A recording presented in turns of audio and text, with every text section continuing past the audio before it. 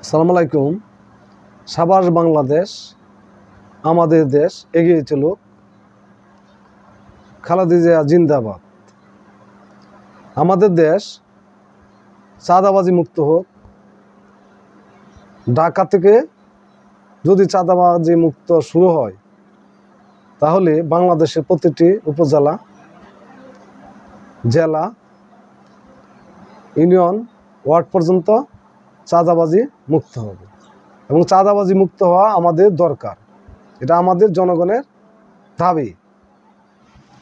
আমাদের জনগণের দাবি যে পালন করবে তাকে বাংলাদেশের মানুষ সমর্থন করবে। আশার বাণী, চাঁদাবাজদের মনে আতঙ্ক, ভয়ে ভরে গেছে। তাদের বাংলাদেশে কোনো জায়গায় স্থান হবে না। তাদেরকে এখনই প্রতিরোধ করতে হবে। তাহলে আমাদের সোনার বাংলা খাঁটি সোনার বাংলা হয়ে উঠবে। আমাদের দেশ পত্রিকা থেকে একটি প্রতিবেদন পড়ছি।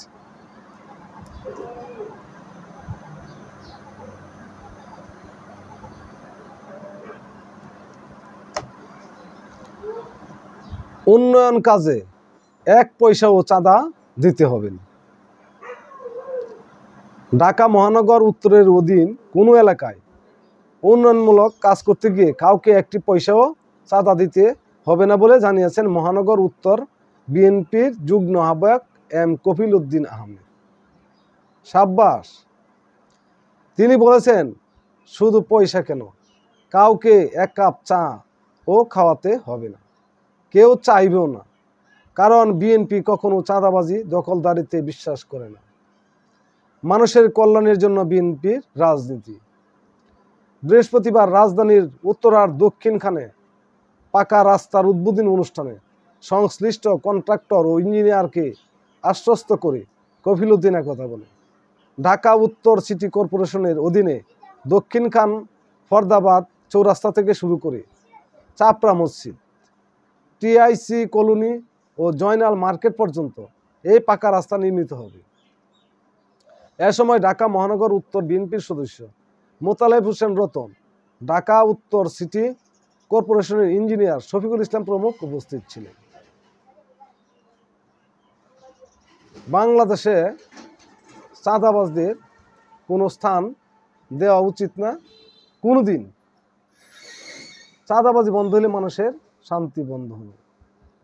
তারপরে বাংলাদেশের প্রত্যেকটা অফিস আদালতে বা বাংলাদেশের যে কোনো জায়গায় ঘুষ বন্ধে সর্বসম্মতভাবে প্রতিরোধ গড়ে তোলা উচিত।